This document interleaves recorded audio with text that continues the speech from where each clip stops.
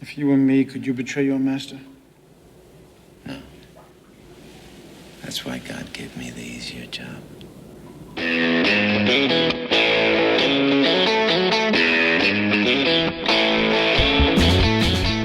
Hello and welcome once again to the Cine-Files, where this week we are continuing our season of Scorsese and continuing our exploration of The Last Temptation of Christ.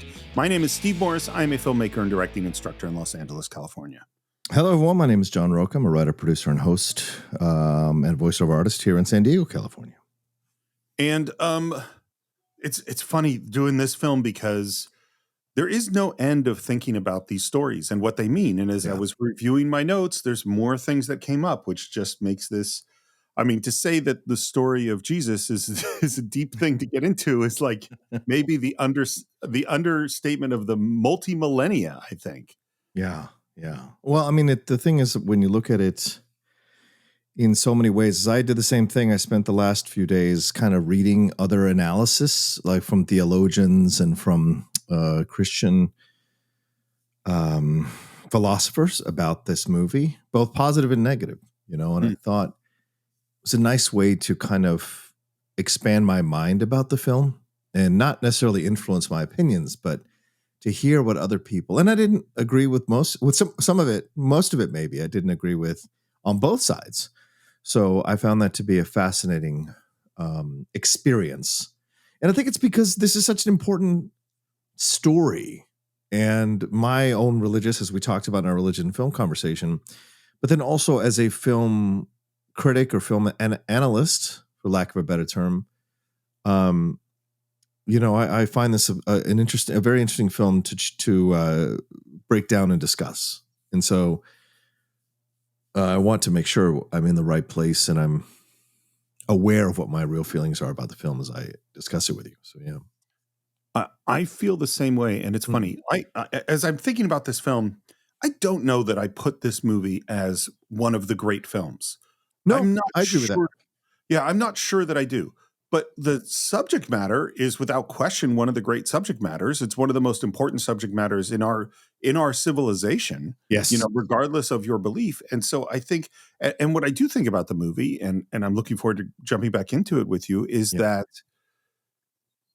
even the things that I don't think work 100% are thought-provoking. Like, I think this is more of an important film than it is a great film, in my opinion.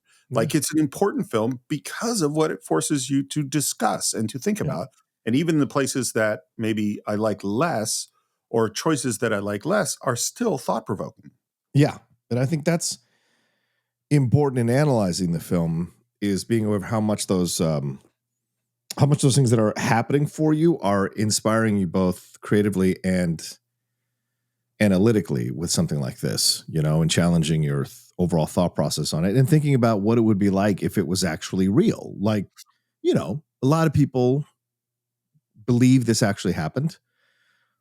A lot of people don't. And so Scorsese's approach here to combine the divinity with the human and make them intertwined, I think is a wonderful challenge for a person who is watching this film and dissecting it, Well, and I think, it's like there is historical evidence that there was this person named Jesus who did preach at this time and was crucified by the Romans. And like, I think because the way this character is presented in this film is so different, that it kind of forces you to go like, okay, how did this come about? What different ways can we look at this telling of this story? And I think that's really interesting. Yeah. Speaking of which, shall we jump back in? Let's do so. Let's jump back in. Where we left off was just at the moment that the apostles and the followers of Jesus were coming together. And there's this feeling of momentum. And then we cut to nighttime and the apostles sitting and bickering about who gets to sleep closer to the fire. Mm-hmm. And I think, we said it in part one, and I'm going to say it again. The treatment of the apostles in this film in particular is really, they are not the coolest group of guys, No, and they're not presented that way purposefully, I guess, to give Judas more agency to bring up what he brings up here in a few seconds in this conversation with Jesus. But I also think this is yet another moment where Scorsese makes a conscious decision to, for lack of a better term, bitchify Peter. which I really have a problem with in the movie. And so I don't think I'll let that go as we have the discussion over the next 2 parts, because it probably will be 2 more parts. But like him sidling up and everybody's like, Peter, get away. You're always trying to get close to fire. And he's like, I'm cold. You know, this stuff that it frustrates me, the unnecessary moments to show Peter being kind of a crybaby or a coward or a person who doesn't like to be comfortable and all of that. But I agree with you, Steve. We don't have the time to get to know the apostles. And they're almost footnotes to the whole story when the apostles were so important to the overall story in other versions of this. Well, I mean, as we've said many times, time in a movie is a zero-sum game. So time that you spend on one group of people or one character is time that you take away from someone else. Yeah. And it certainly elevates Judas, which I think is Scorsese's intention. Yeah, 100%. But it does it at a cost. I actually think it's not just that the apostles look weak. I think this weakens Jesus in a certain way. Because it's like we said, if you have a love story and you have somebody fall in love with someone who is the terrible person, well, your respect for that person goes down. Do you know what I mean? Yeah. If you have the apostles being not that interesting, not that smart, and they're following Jesus, it makes Jesus look less good to me, which is kind of one of my structural problems with the film, I think. And we'll get into this as we go forward. Sure. And here's the note that I wrote, is that as Judas looks over at all the bickering going on about the fire and Peter, I wrote, Judas watches these clowns, which is pretty much like what his expression is. He gets up, goes over to find Jesus, who's leaning against a tree, and says, I'm not like these other men. I mean, they're good enough. They're good men. But they're weak. And this is the separation between Judas and the other apostles. Mm. And then he says this, which I think is he's such a pure character in this portrayal. Look at me. If I love somebody, I would die for them. If I hate somebody, I'd kill them. I could even kill somebody I loved if they did the wrong thing. What do you think of that line? I spent a lot of time with this because this is kind of my mentality lately. And if you've watched my shows, if you watched my stuff, you know that I will call someone out even if they're a friend or even if I'm a fan of them. And I think in some pig-headed, stubborn way, I think there's a nobility in that. And I think what Judas is trying, and and then there isn't. And that's what I'm saying. I'm just caught up in it. And it was like looking at a mirror of myself, this scene, saying this to Jesus and watching Judas say this. And I was just taken aback by the dialogue here. Because I hadn't seen the movie in a very, very long time. And hearing Jesus say, like, but that's not the point. You're leading with this, but I'm challenging you to lead with love. I'm challenging you to lead from a different place. And he's like, well, no, because like the body is, what do you mean we're of the same mindset? You want to free Israel? He goes, no, I want to free the body. I want to free the heart, the soul. I want to free the soul. And he's like, no, it's the body. Free the body, then the mind, then the spirit. And then he says, no, the foundation is the soul and the spirit. And sometimes you can forget that, man, and sometimes you get lost. So I thought this back and forth between them was very astute and certainly challenging when you're watching this, because nothing Judas is saying in my mind is wrong. But what Jesus is doing is challenging Judas to move away from his point of view, because as he says there in the exchange, it leads to just a cycle of violence that repeats over and over and over again. And I'm reminded of the South African trials when Bishop Desmond Tutu and others brought people up to speak about the horrible experiences that they had, but then asked them to forgive these white people who had beat them and tortured them and killed members of their family, because we have to forgive in order to move on. And so there's power in that, but it's incredibly difficult. And so I thought the back and forth was a fascinating moment to have, or scene to have here at this stage in the film. I think all the scenes between Judas and Jesus are my favorite scenes in the movie. Yeah. They really are. And I think, and I agree with you, I think this is a really interesting, particularly we get to what is, one of the great messages of Jesus, is that Judas says, the other day you said if a man hits you, you turn the other cheek. I didn't like that. Only an angel could do that, or a dog. I'm sorry, but I'm neither. I'm a free man. I don't turn my cheek to anyone. And I think that, this is what you're talking about, is that the the turn the other cheek message is one of my favorites of Jesus. I mean, obviously, I'm not the only one. But what Judas says here is absolutely right. That is really hard to do. Yes. And in particular, I like that he says you're either an angel or a dog could do that. Yeah. So either someone who is so beyond us in terms of their morality and their kindness and their perfection, or someone who is beneath a human. Mm. Those are the two choices. He doesn't see that as something that a man could do. And I think, this is the challenge of, the Christian faith, I think, is to go like, can you be that kind of person? And what we see nowadays, Steve, is a lot of people, and I'm starting to hear this and see this, is that a lot of people on the quote unquote religious side of political discourse are starting to disassemble God's teachings and Jesus's words and starting to say like, well, no, that's not what we should do. That's not what he meant. We should change that. That's been edited.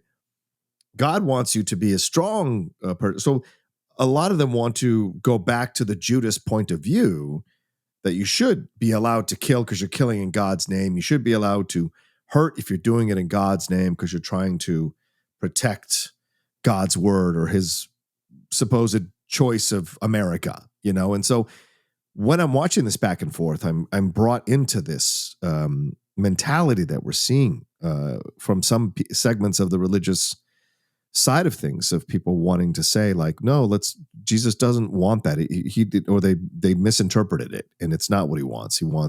I've even seen some people say they want to take that out of the Bible, like edit the Bible to take out these things because Christians shouldn't be weak. Christians need to be strong. They need to be forceful. They need to be, ready to fight and die for God and for his word and all of that. And so as I'm watching this, to me, it strikes me that Scorsese's making, and Schrader are making a commentary about how people can take religion, in whatever religion, any religion, and become zealots about the religion, so much so that they obscure their message because they commit violence in the name of that religion. And certainly we've seen centuries and centuries of a history of that happening, no matter what your belief is, And so I think that's what he's highlighting here in this back and forth. I'm trying to think of how to put this into words. We've done, since we spent so much time on Scorsese, and one of the things we talked about, particularly when we do Goodfellas, was the idea of the code, and that within this code, it's okay to do violence because you're acting within the code. Right. You know what I mean? Right. And that I think that excuse is one that religions have used forever. It's like, well, yes, we have these rules about killing is wrong and these other things is wrong, but within this code, when we have people that are outside of it, then we can validate all this behavior that would normally been turned down. The other thing I was thinking is, here's how I feel about turn the other cheek. And this idea of only an angel could do that or a dog is that I think for the most part, finding ways to heal with our enemies, finding ways to forgive our enemies, finding ways to find common ground with our enemies is what all of us need to do more often. Mm-hmm, mm-hmm. On the other hand, and I'll say that is the angel nature. We have to reach more towards our angel nature to try to heal these things. On the other hand, when people are really, really trying to hurt you, when there's real evil coming after you, well, turning your other cheek just means you get killed, Right. Like I had this, as this very painful experience with a friend who ended his friendship with me. And I spent so much time trying to see his side and trying to find common ground because I couldn't believe that he was really trying to hurt me. Mm-hmm. And then when I finally realized like, oh no, he wants to end the friendship. He wants to hurt me. I realized that all of me trying to resolve it had actually just opened me up to more pain because there was no resolving it, Right. And that's this lesson. And that's why that line of only an angel or a dog could do that. I had turned into a dog essentially and allowed this person to hurt me, in trying to resolve things. But I don't think you turned into a dog. I think you did what Jesus is preaching you to do. You led from love. You led from friendship, from care, from affection for this person. And so every move you made was, in essence, trying to save the friendship, trying to bring it back to the state of love that it had been in before. I think you're seeing yourself as a dog. And this is what the scene is the challenge, is we as men buy into, whether we want to admit it or not, large amounts or small amounts of toxic masculinity. And I am certainly someone who would fully admit that I've done this and still do this to this day. The hardest thing in the world is to take the hits and the embarrassments and the ridicule and the verbal lashings and the backstabbings and betrayals, and say, well, I was doing what I thought was best and I was leading from love, and I can take that. If that person didn't want to accept it, then that's them. But what we get caught up in is I feel like I embarrassed myself. I opened myself up to ridicule. I opened myself to get hurt. Or I made myself subservient or submissive in this position, when in fact there's a real power in understanding that I'm okay to be subservient here, to be submissive here. I'm consciously accepting that situation because I'm trying to lead with love to get us back to this place. And so if you don't mind me saying that, that's how I don't see you as a dog. If that's while you describe it, the place you were coming from is to try to save the friendship, then I don't think you were a dog. I think quite differently, you were possibly more on the side of the angels. Hey, and I'm not trying to kiss your ass. I'm just saying my analysis. I obviously I appreciate you saying that. I think it was so hard. I mean, this was, literally the most painful time in my life. It was, sure. My dad had just died. The movie was a failure. Karen and I found out we couldn't have children. Like it was terrible, a terrible 2 years when this was going on. But like, I think for me, the realization was in trying to compromise, I hadn't actually made the situation better. I had made it worse. And this is a broader topic, but like, I wonder if I had been, maybe if I had fought back right away, it would have dissolved, if I had said, he said, here's how you hurt me. And I said, well, you hurt me, but I didn't do that because I wanted to save the friendship. Fair point. Yeah.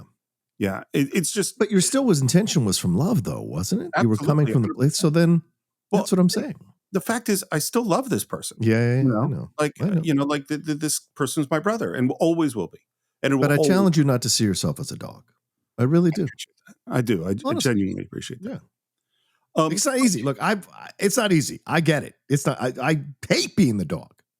I hate it, because I've been, I was abused for a majority of my life, which is why sometimes people misunderstand when I'm aggressive or I'm retaliatory at times with my words. It is because I was whipped and scalded and burnt and hurt in many ways, figuratively, growing up. And so those moments come back to me. But this is the work I need to do now, is to put that away. And this film is making it so clear to me. And so it's so interesting that we're having this discussion with this film at this time. Well, and this is why the Judas Jesus conversations are the core of the movie to me, is that this is where the real stuff is happening that's the most interesting. And as you brought up, we're in this conversation about freeing Israel versus freeing the soul. And Judas says, that's what I can't accept. That's not the same thing. It's not the same thing. First you free the body, then you free the spirit. The Romans come first.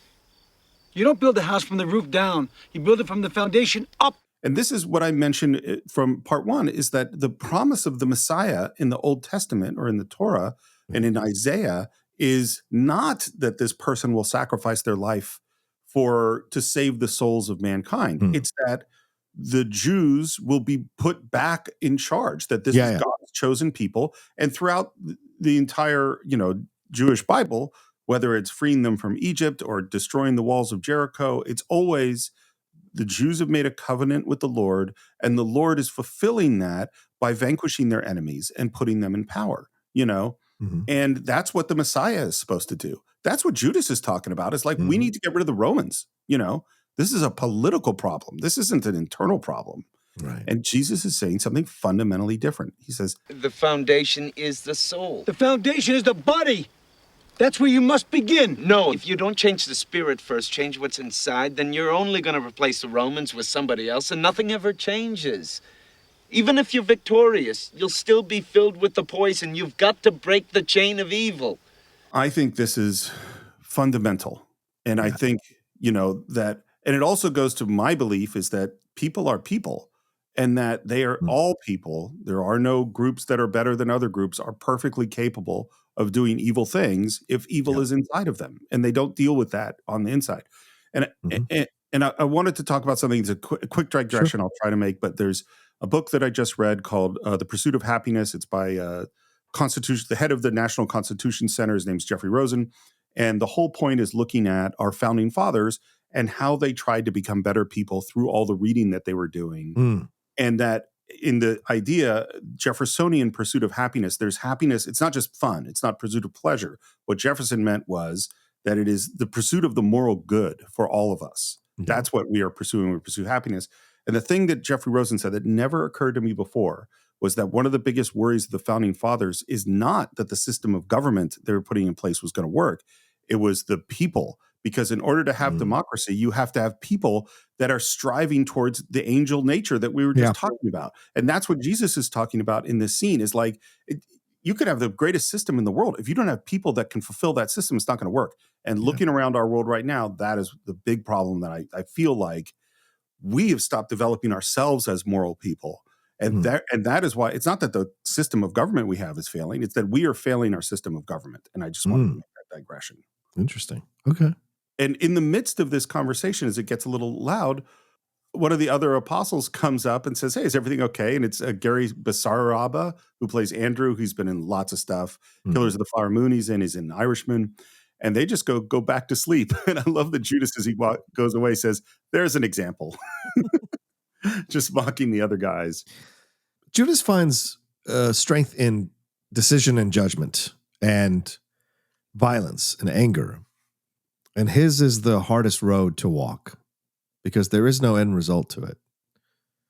And he will kill and be killed out of revenge by someone he killed. And that's what Jesus was talking about in terms of the cycle of violence, you know? And that's why I always marvel at people who can go to the court and sit there and go through a trial and watch the person who killed their loved one go through the trial and then eventually hopefully convicted, and not retaliate, not find some way to stab them or attack them or shoot them or whatever. Like, it's incredible. And that all comes from a place of leaning towards the angel nature of yourself because you know that forgiveness is the key out of that darkness, which is not easy for a lot of people. We'll go to Judea and see John the Baptist. Every day he tells hundreds of people the Messiah is coming. He'll know. And Jesus' response, and I find this fascinating, to say, Judas, I'm afraid. Stay with me. And then you have this lovely top-down shot of Jesus literally sleeping in Judas's arms against the tree. And this is, you know, if you didn't understand it before, the strongest person in this movie is Judas. That Jesus has to lean on him. Yeah, good point. And then there is a light, and Jesus wakes up, and he reaches into his tunic and pulls out an apple. We can't have a more symbolic thing than that. He bites it, pulls out seeds from the apple, tosses them, and then there is a beautiful apple tree. Yeah. What do you think what is the meaning of the apple in this? Well, it's knowledge, as it's symbolized in the first book of the Bible. You know, it's knowledge. When Eve eats the apple, she is aware of her nakedness and aware of everything. And then Adam gets Adam to eat, and he too is aware. So what Jesus is doing, the symbolism here is that he is going to impart knowledge on the world. And that is what the apple tree represents. It's nourishment and knowledge can be nourishment. So it's just that thing. And he himself is in awe of seeing the tree, almost like the burning bush. Moses must have been in awe of seeing the burning bush. So it's that moment of, yes, this is your next step, is that you will be preaching knowledge, my knowledge in the world. Everything you say makes perfect sense, and I think that is the meaning. But another meaning popped into my brain as we were just sitting and I was thinking about it is, you know, I'd said, you know, having read this stuff about one of the ideas of Jesus needing to exist was God needing to learn the lessons of what it is to be human that he doesn't know. And I just suddenly went, oh, the apple is knowledge. It's not, we could say that it is God granting the knowledge to Jesus to become who he has to be and be the Messiah. That totally makes perfect sense. Right. But you could also say that it's God gaining the knowledge of what it is to be human, that God is biting from the tree of knowledge to learn a thing that he didn't actually know. Yeah, you know? good point. Yeah. And then we go to see John the Baptist. And there is chanting and craziness and naked men and naked women and people beating themselves. And we see from behind John the Baptist, who is ranting and preaching and, gesticulating wildly. And Judas says, "Let him see you." And Jesus walks forward slowly. By the way, there's something that Scorsese said in the commentary track of like, when you get way off into the self-punishment realm, can be a sexual component between the abasement and the violence and the self-loathing that pops up. And that's kind of what he was trying to get at in this scene. And they were really worried because they're just out in the wilderness in Morocco and they really didn't want the Moroccan authorities. I mean, this is a Muslim, very conservative country, to find out what they were shooting because they didn't know quite what was going to happen if anyone caught them. Even from behind, I knew I had seen him before. Where? Was it a dream? And then finally he turns and we see his face, and it is Andre Gregory from My Dinner with Andre. Which, can I reveal that I had never seen it until about a year ago? Oh, wow. Yeah, and Wallace Shawn. Yeah. Yeah. And it's funny. I finally watched it like a year ago. And for the first half hour, I was like, man, this is really boring. And then it totally hooked me. And I absolutely loved it. Yeah. To me, this is the worst casting in the whole movie. Oh, wow. Okay. I don't think Andre Gregory just isn't this, theater intellectual from New York. I couldn't not see him as My Dinner with Andre. I just couldn't. Okay, fair point. For the wild man who's supposed to be John the Baptist, for me, this doesn't work at all. Okay. Who are you? Do you know the prophets? What does Isaiah say? He says, prepare the way of the Lord. I think the scene is really neat. Yeah. I just don't love Andre Gregory in the role. This is how it is in the Bible, because it is John the Baptist who baptizes. Yes. And in different versions, he feels compelled to do it, like almost involuntarily. And in other versions, it's much more where he feels honored or blessed to do it. And so it depends. And this kind of walks the line because he's like, no, you should baptize me. And he's like, and then he just strips himself and gets down on his knees in front of John, in essence, to try to kind of force the issue. And John does it, It's a beautiful moment for me. What just occurred to me is, strangely enough, my favorite version, it's not this scene, and I know you love this moment too, is the moment in Excalibur where he hands the sword to the other knight and forces him to knight him. But it's essentially a baptism. That's essentially correct. Yes, 100%. Yes. In the name of God, St. Michael and St. George, I give you the right to bear arms and the power to meet justice. That duty I will solemnly obey, as knight and king. And that feeling of power coming off of Arthur in that moment is the feeling that I would want to have in this scene. Because Arthur willingly submits himself. Exactly. He's submissive, as I was saying earlier. Like, same thing here. Jesus willingly submits himself to John the Baptist in that moment. It's an interesting thought I hadn't put together, but of course that is Jesus's journey. That is what this whole movie is about, to willingly submit yourself to, and that there is power in that. Yeah. And then it's later that night and Judas is watching from a cliff as John and Jesus are having a conversation, and the conversation is about love. Love, what does it mean? Love is sweet as honey, but it's also blood. Love is action. You want a new crop, you burn the earth. But isn't love enough? No. Look at the world. Look around you. Plague, war, corruption, false prophets, false idols, worship of gold. Nothing is of value. And his point is, love is not enough. I think that's a lot of what this scene is about. On the day of the Lord, blood will flow from wood. The stones of the houses will come alive and kill their owners. That day is here. He gave me the axe, now I give it to you.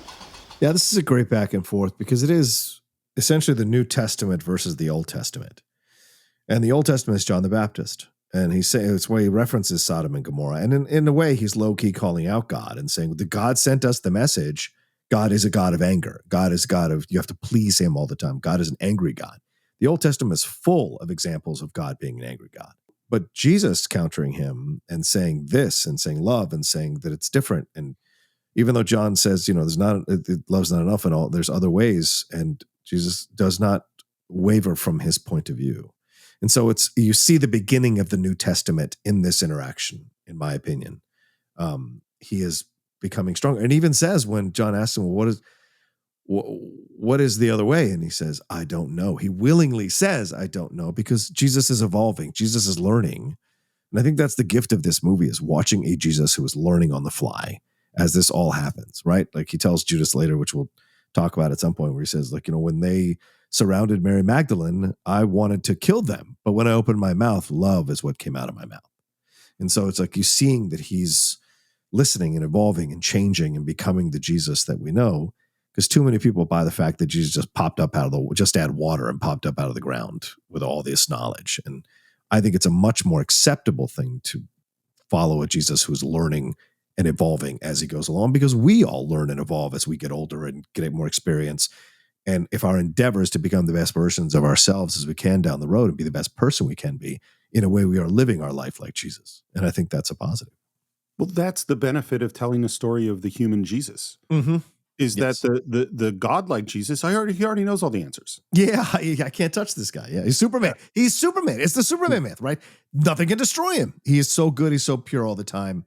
Yeah.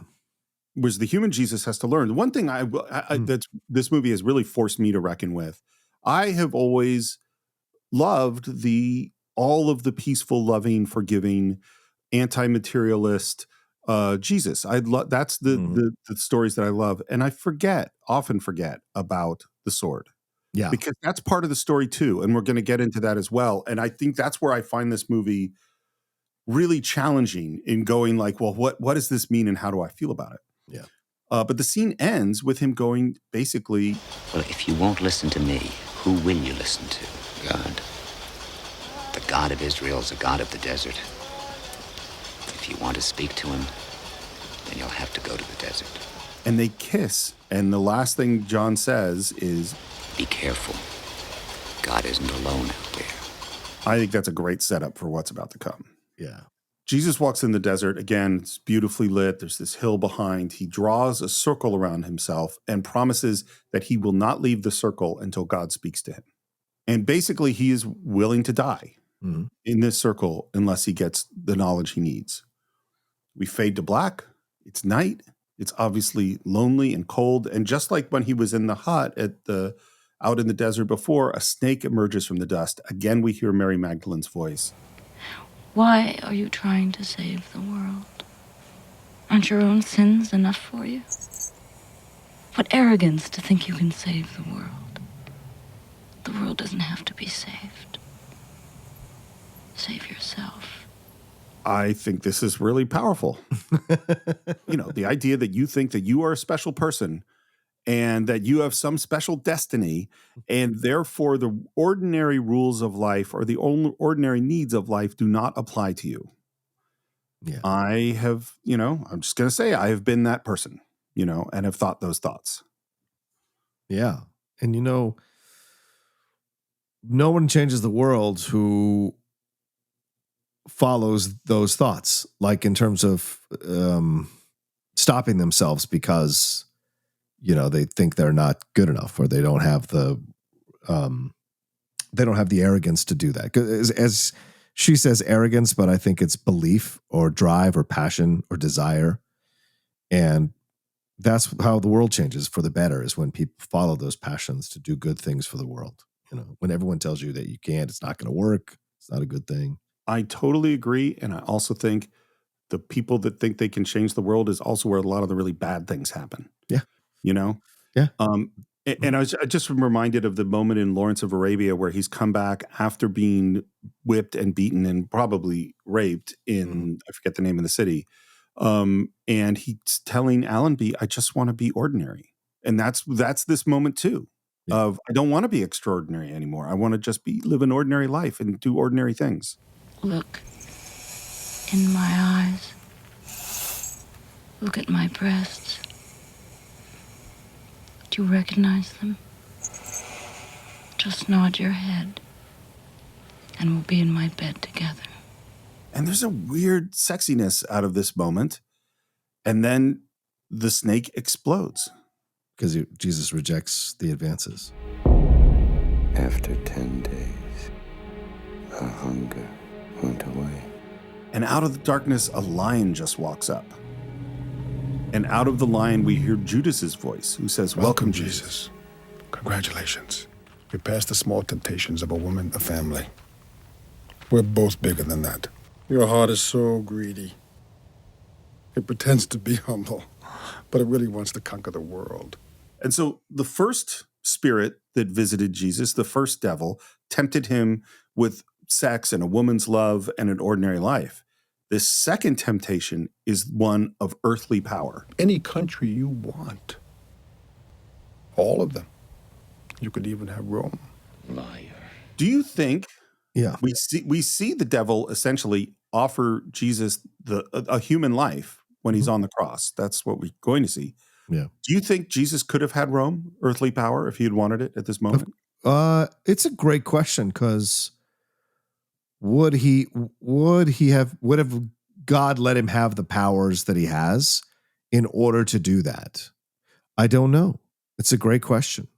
But look at how many terrible people have acquired power using their God-given intelligence, intellect, wile, brain, guile, whatever, and have killed hundreds of thousands of people.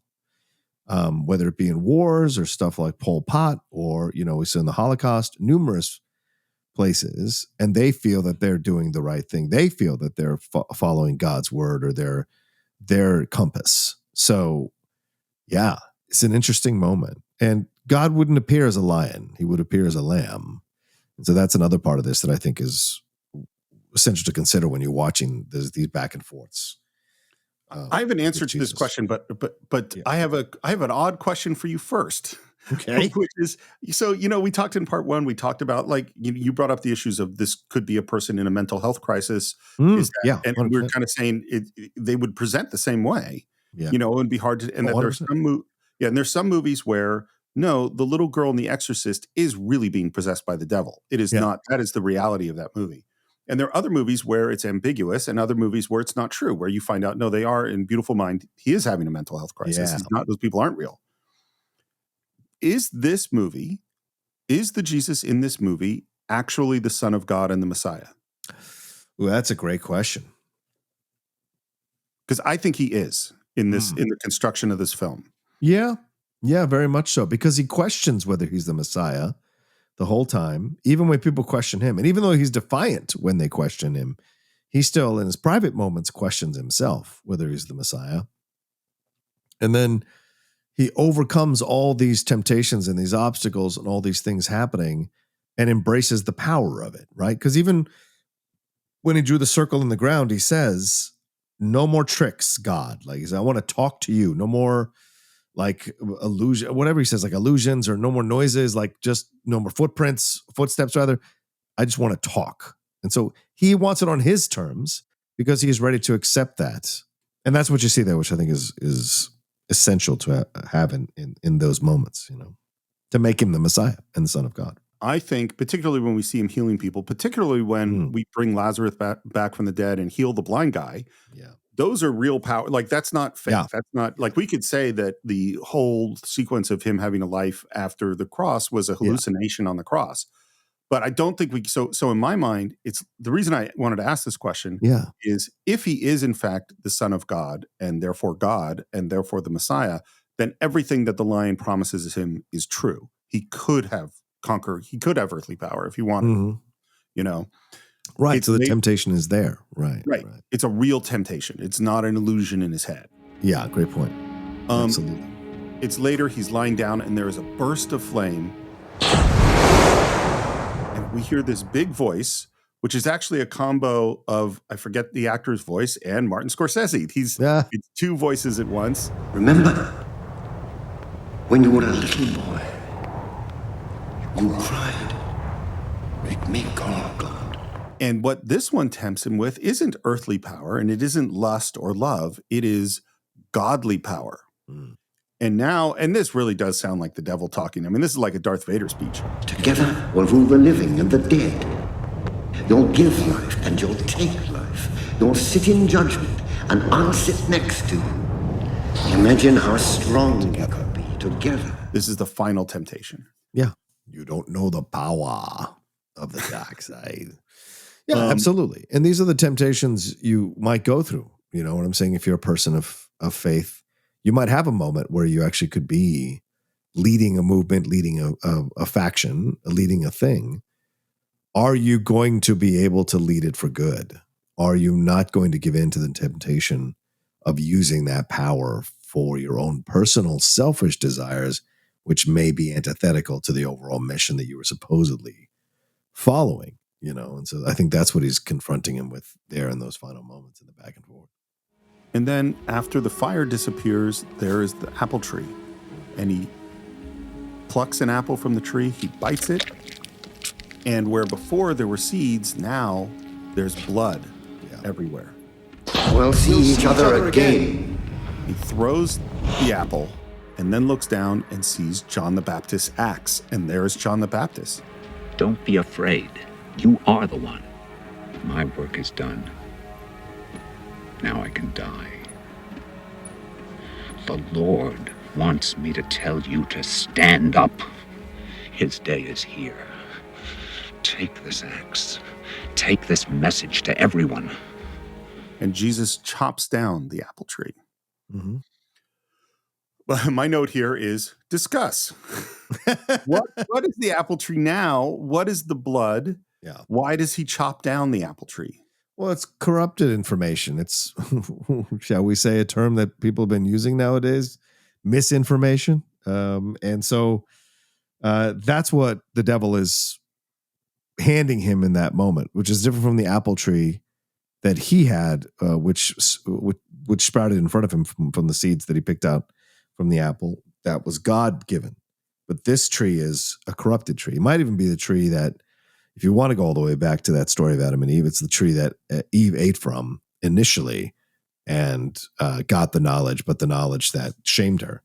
And so that's what it is. And so him chopping down the axe in essence is chopping down the word of the devil, the word of Satan, evil, you know. And so that's what he's doing, because he's going to build a new, as he says in a little bit, he's going to build a new law, a new covenant. And this law must end. This old stuff must end. I have 97 different interpretations of this movie. Of course. That's good. Here's one of them. I think it's really, again, what's great about the biblical stories is that you can keep churning over them and get a different meaning, And this one I go like, okay, there's the apple and here's the tree of knowledge. So it's obviously referencing the book of Genesis, but he's cutting down the tree of knowledge. And it's just as, if you accept the story, the covenant made between Abraham and the Lord and the covenant made between Moses and the Lord, that ends with Jesus. That Jesus is, he brings an axe, he brings the sword. And so the tree of knowledge as it was is now over and we're starting something new. Mm-hmm. But then the other thing about this moment is that who sent that tree? It could have been Satan who sent the tree. It could, Satan was the guy who's been talking to him. That's what John the Baptist warned him about. That's what Mary, his mother, said. How do you know it's not Satan's voice? It's like there's this continuous thing of like, how do we know who is sending this message and what Jesus is receiving, He walks out of the desert, stumbling. By the way, they wanted him to look really crazed and exhausted for spending 40 days alone in the desert. And so someone had the bright idea of, let's dilate Willem Dafoe's eyes so that his pupils are really big. But somehow they got the dosage wrong and they over-dilated his eyes. And he could barely see for 3 days. Wow. Yeah. Wow. And he comes up to this house and says, I'm a foreigner. Can you help me? And they feed him and they give him wine. And this is Mary and Martha, Randy Danson and Peggy Gomley. I want to say that you're both blessed. I came here, you didn't know me. You took me in, fed me, restored me. And God came down and went into my heart. And they very much are, what are you doing in the desert? Don't you have a wife? Like, what's going on here? Listen, if you really want God, don't spend your time in the desert. He's not there. He's right here. Read your scriptures. God doesn't want you to fast and pray. He wants you to make children. Which is be fruitful and multiply. Yep, absolutely.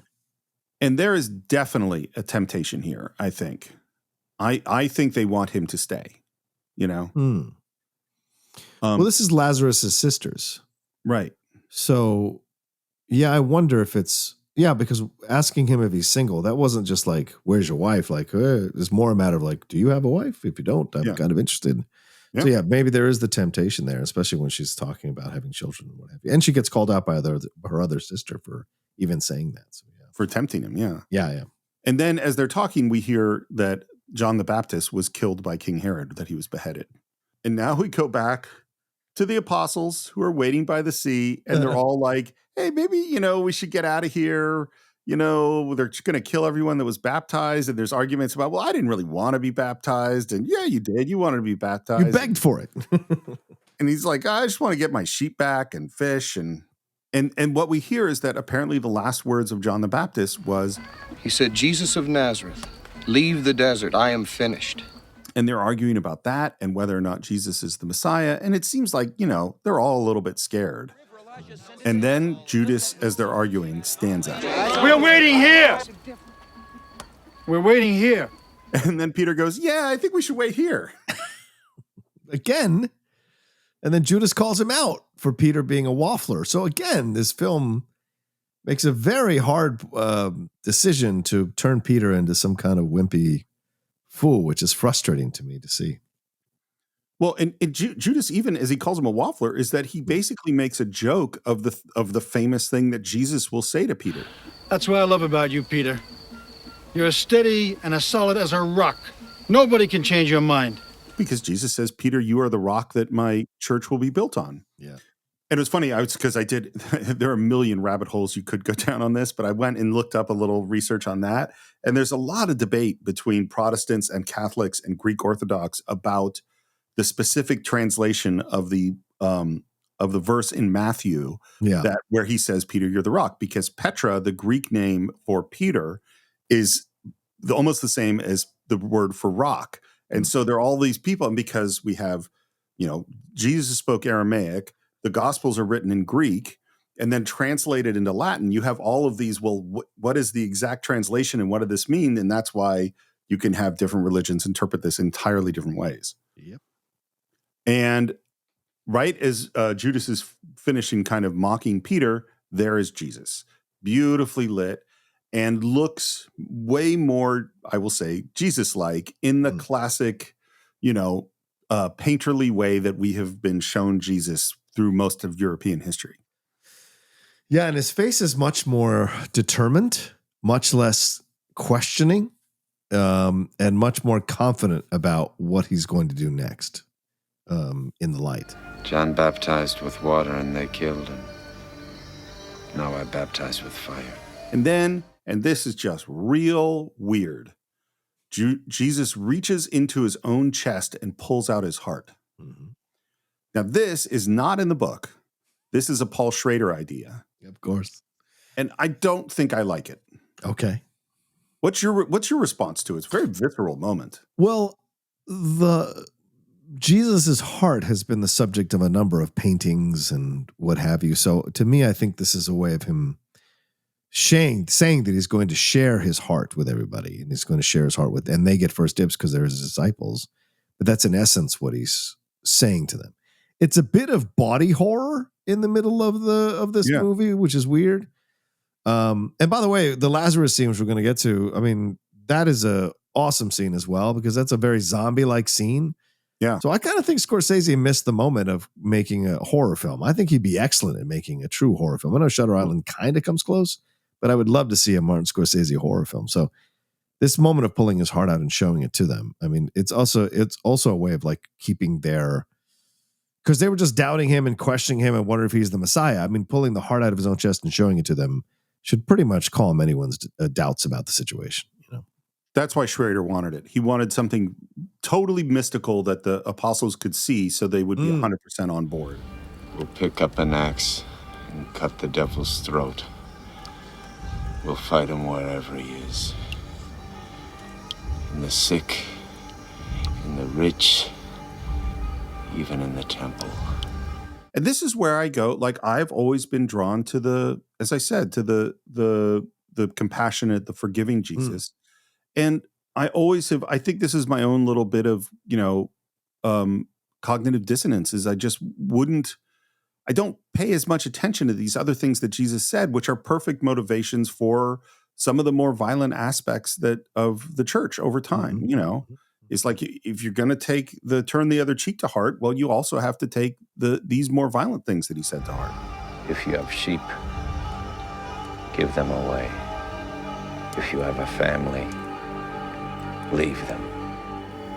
I believed in love. Now I believe in this. And he is holding the axe of John the Baptist. Yeah. And that is when Judas comes over and kisses his feet and says, Adonai. Because Judas only respects this kind of approach, right? This is why he's willing to submit to Jesus in that moment.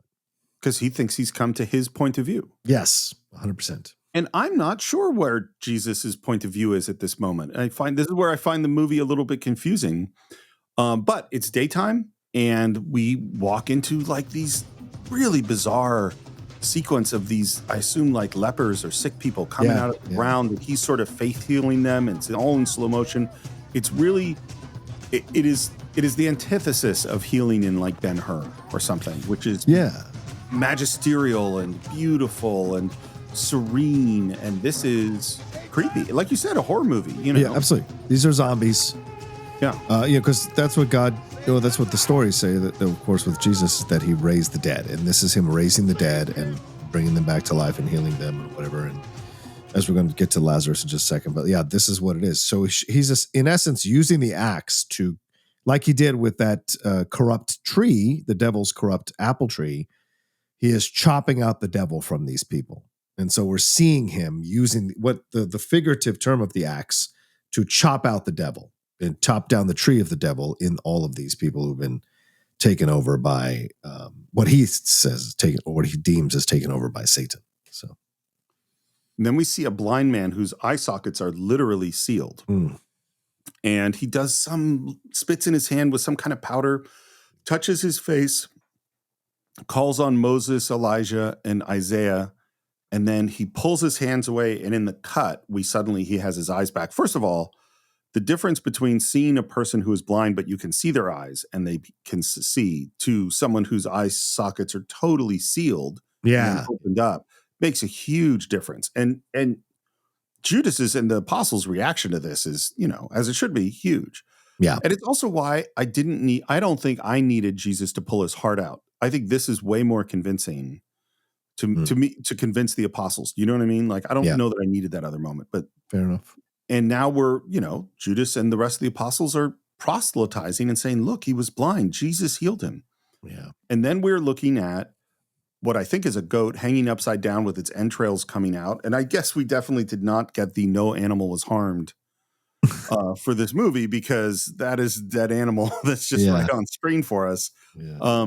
And there are people chanting, and there's some sort of celebration going on. And Jesus and the apostles show up with Mary Magdalene.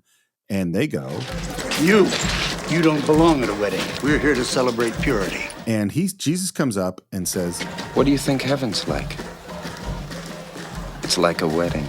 God's the bridegroom, and man's spirit's the bride. The wedding takes place in heaven, and everyone's invited. I like that moment a lot. Yeah. Yeah. Seeing it as a wedding where everybody's invited. Yeah. Well, and just the idea of inclusion. And again, the Jewish tradition is these are the chosen people. God made a deal with this group of people. There are people that are in the group, and there are people that are out of the group. Yeah. And what Jesus is saying now is God's world is big enough for everybody. Yeah. That there aren't these rules of who stays in and who stays out. Yeah. We see the wedding, and then Nathaniel, one of the apostles, comes up because we're out of wine. And Jesus points over to some big urns and says, no, I think there's wine in there. It's like, no, it's water. Goes to check. And of course it is wine. And this is a very mild way of showing one of Jesus's miracles, I think. Yeah, agreed. There's also a moment which I think is really interesting where Jesus is dancing in part of the party and he's smiling and laughing. And I just think that's important that we see that in this moment. Yeah, the human again. Never forget that he's still human as he's doing all of this. Yeah. And then after he's preaching to people outside the building, and we're in Nazareth, and it is not going over at all. So take your bread and give it to the poor. What difference does it matter what you own? You have gold and silver, it's going to rot. And that rot is going to eat away your heart. What do you think of that message? Well, it's just the message that I've always heard from Jesus, right? The idea of worldly possessions and how they can corrupt you. I mean, what's that stuff in Fight Club when he's like showing the IKEA catalog as he's looking through a person's room? He's essentially saying we've become the things we own or the things we buy, and we've lost our touch with our humanity because we're so caught up in that. And nowadays, it's even more so, right? Wealth is celebrated nowadays in ways that I've never seen before in the history of our country. Everyone thinks they can achieve it now. Everyone wants it. Everyone violates all kinds of morality and all kinds of codes of good humanness in order to achieve it, because just having that status of worldly possession and having other humans go, oh, wow, you're so incredible because you're rich. And nowhere do we see this more than in the reality TV arena of things is people who are celebrated for being disgustingly rich and doing disgusting things with that wealth. And so, in a way, I think what he's saying is that you seek this stuff, it will rot you from the inside out because it's never going to be enough. And that's the danger of it all. Whereas I appreciate people who, like I was reading about Chuck Lorre, who certainly has amassed an incredible amount of wealth, but he's always giving money away. He's always like to UCLA, apparently they're going to do something. So it's like there's all this stuff with him where there are people who do achieve money, but they're constantly giving it away, constantly donating to causes, constantly trying to make the world a better place. And there are other people who constantly get money and just want to keep accruing more and more of it and hardly give any of it away or hardly give any of it to charity unless it's a tax break. And so there's those differences. And so I think that's what that message is saying, is that if you seek this stuff and feel so haughty about having this stuff, it will corrupt you from the inside out because it will push you farther and farther away from connecting with your fellow human being. It's funny. We've been doing a lot of Scorsese lately. And if you wanted to look at cautionary tales about the pursuit of money, you do a lot worse than Martin Scorsese. I mean, you have Wolf of Wall Street, you have Goodfellas, you have Killers of the Flower Moon. Yep. You have, in its own way, The Color of Money is a movie about someone who claims to only be interested in making money. And in the end goes, no, I want to play this game. That's what I want. Yeah. Like, I think, so first of all, I think this is obviously things that Scorsese is wrestling with. But then I also go, to me, the pursuit of money being evil is core to the teachings of Jesus. And therefore, any pairing of the accumulation of wealth with Christianity, to me, is hypocritical. Yeah. And Agreed. You can see that all over the place. 100%. And as he's going to yell here very soon, God doesn't need all these things. God doesn't need these massive churches full of gold and full of all, God doesn't need any of that, right? There's a great line in U2. What does he say? I forget what song it was. They did it off Rattle and Hum. And he said, the God I believe in isn't short of cash, mister. And so talking about the evangelical people on TV, because at the time in the late 1980s, when this film came out, by the way, so this may be Scorsese's condemnation of these evangelical preachers like Swaggart and Jim Bakker and all these guys who came on TV and used religion in order to make money off people and live the high life and get multiple planes and houses and live all of that tax-free because you can't tax religious institutions. So they found the loophole and used God to pursue their own selfish desires. And we see that happening again, nowadays, not even from religious leaders, just politicians, regular people trying to enrich themselves using the word of God. And I agree with you. I think it's a bastardization of the word of God, for sure. And then he turns the speech apocalyptic and says, there will be a flood and there will be a fire. everything will be destroyed, but there will be a new ark riding on that fire.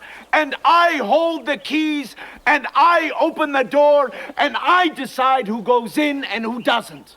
One of the things that's in the Gospels, and is also something that any movie about Jesus has wrestled with, is how much does he say that I am the Messiah or I am God, and how much does he not?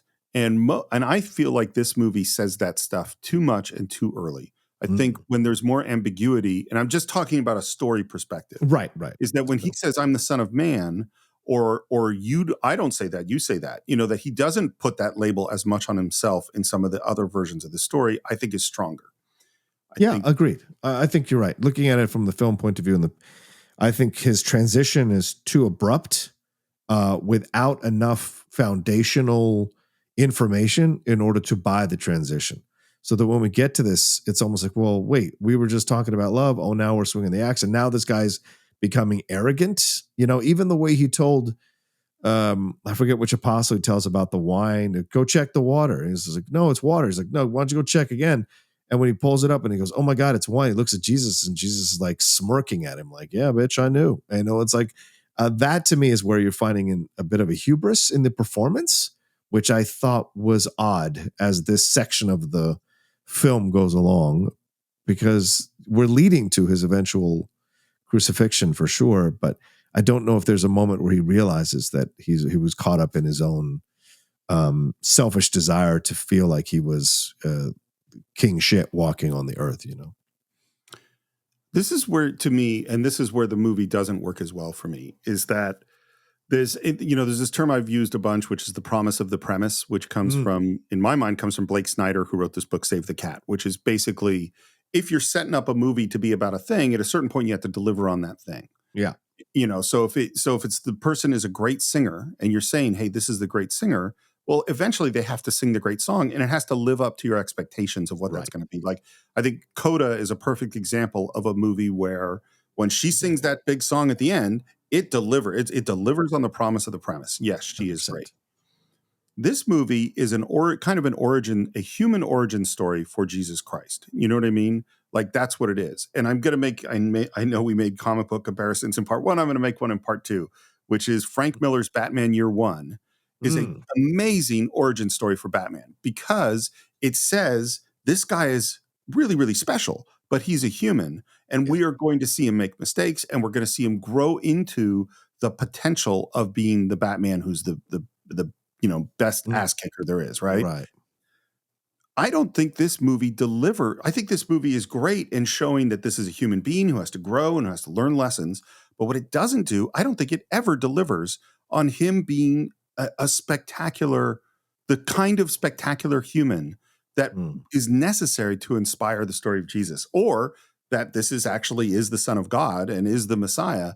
It's like this guy who's yelling at this group of people who aren't listening to him.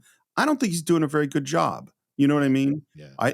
And so that's where I wanted to see him. I wanted in this movie somewhere for there to be this moment where I went, yes, there he is. He has become the person that we think of as Jesus. You know what I mean? Yeah. Mm-hmm.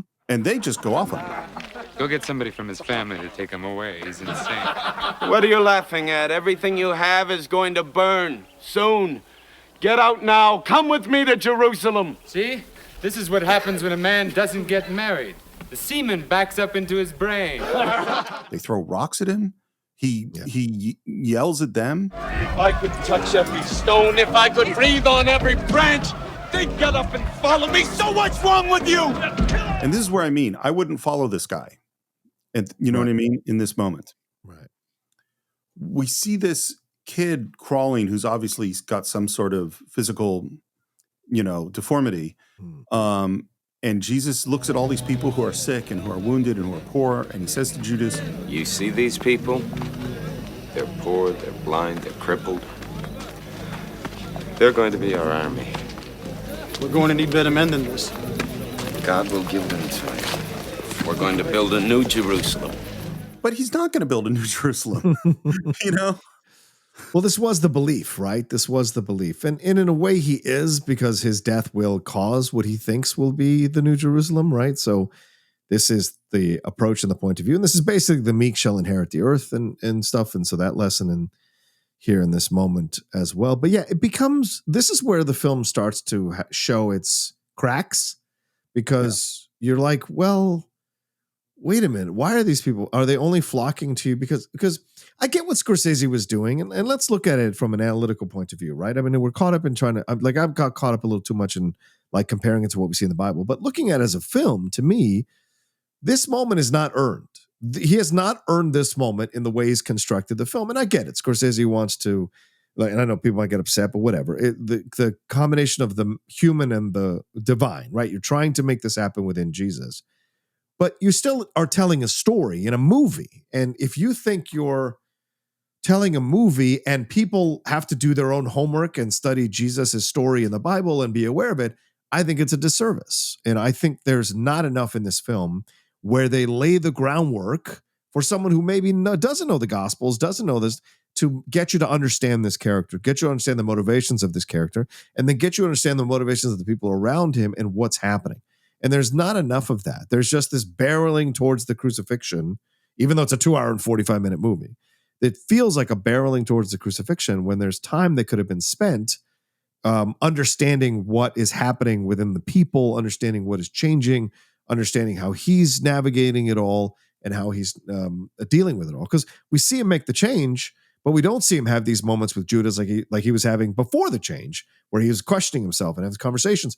So wouldn't this next step be where he's doing all these things, have conversations about, where am I going with this? Where is it all leading to? What am I doing here? What is the covenant? What am I, right? It just becomes a little too much like, yeah, I'm going to do all this and I'm going to create all this. And I'm about to tell my mother that I ain't her son. Like there's all of this, but there isn't enough of an understanding from us as the audience to connect to this character, and this is this character of Jesus in the story, for us to go along, because this is a movie and you have to adhere to those things as well. And so I do find this is where the cracks in the film start to show up for me. Yeah, me too. It was funny, we mentioned Lawrence of Arabia before. And to me, like T. Lawrence is this really messed up, complicated, filled with all these insecurities, all this arrogance, all these internal conflicts. But there is no question in my mind of why people follow T.E. Lawrence into battle. Yeah. There's no question. You 100% get, I would follow that guy too. That guy is amazing. Yeah. And here we have there's the great moment where we ended part 1 on, where everyone's coming together and they're walking towards camera and the group is getting bigger and bigger as the music is building. And there's this sense of this movement happening. But then we come back and he keeps doing these things where I go, well, would I follow him? I mean, if I just watched this scene, I really wouldn't, Yeah. Like, it's just not, I want him, he needs to say that thing and become the Jesus in his way, like even, through this human journey to still get to the same place. And I guess that's kind of what I'm missing. Yeah, because if you're handing us a Jesus who is conflicted, he must be conflicted all the way to the end. And I don't mean conflicted like he's going to be conflicted in a little bit like, I don't want to die. I don't want to die. You conflicted more like, am I doing the right thing? Is this making a difference? Why are these people reacting in this way? What is the deal with my message? Am I getting it across? And if you've turned him so differently now that where he is just leading with anger, which is the thing he just told Judas a few scenes ago to not lead with, he is the one reacting to these people throwing rocks. He's not even turning the other cheek. He's yelling at them and telling them everything's going to burn to the ground. You need to follow me and fuck you guys, because you guys need to see me turn shit to stone or water to wine or whatever before you follow me. There isn't that difference, right? Whereas if you present someone who's divine and you have them break in these moments, that's what makes them human. And I think that's where I have an issue with Scorsese's approach to this. He was trying to make he's trying to make Christ human, right? But because he was saying, when I watch the old films, Christ is so already finished. And I think that's a noble pursuit. Let's explore it from a human point of view. But then don't like an hour and 30 minutes of the movie just all of a sudden go, you know what? No questioning now. Let's go destroy everything or let's go do my will. No, we have to constantly see him questioning. So the evolution is constantly going. And it feels like the evolution stops and he just becomes this kind of archangel through the rest of the film up and leading him till, he surrenders himself through Judas to the Romans. So it just is, to me, gets a little muddied, shall we say. You know what? You make a great point, and what it made me realize is he needed to use the rule of that we talk about throughout the whole history of the Cine-Files, which is show, don't tell, which is Jesus says, we don't even hear Jesus say about turning the other cheek. We hear Judas reference Jesus saying turning the other cheek. Right. What would have been great is to see Jesus turn the other cheek. Yes. Is that in this scene, he gets hit with a rock because they start throwing rocks at him. Yeah. And he's wounded. And this angry mob is coming at him. And rather than yelling at them, he goes to embrace them. And maybe, because the scene with Zebedee at the stoning where he says, hey, God sees you and he knows about you and you cheating. That scene is super powerful. And I'd follow that guy. Right. If he did that in this scene and went to each person and says, oh, I know about your pain and you're angry about this and you're sad about it. And connected with all of them and turn this angry mob into his followers, I'd be like, oh man, this is the guy. But that's not what happens, Yeah, I think that's why I think you hit something really well on the head, Steve, is would I follow this guy? And I think that's a great approach to breaking down this movie and the way Jesus is portrayed in this film. Would I follow this guy? I would follow this guy all the way up until the moment where, ironically, he becomes very committed to the Word of God and committed to his points of views, because at that moment he stops being human and he becomes almost dictator-like in that this is the way, and if you don't follow me, well, your shit's gonna burn to the ground and you're all gonna die and you gotta, all these things are gonna happen. So he's yelling at them for not following him, as opposed to constantly question himself. And so that he starts to lose the thing that you're supposedly giving him at this moment, which is divinity. Yep. And there's this other moment which you alluded to before, which is Mary. His mother comes up to him, and again he rejects her. And then there's this weird moment as Mary is sobbing that her friend says, when he spoke to you, there were thousands of blue wings behind him. I swear to you, Mary, there were armies of angels. I could be happier if there weren't. Yeah, I love that line too, Steve. I agree.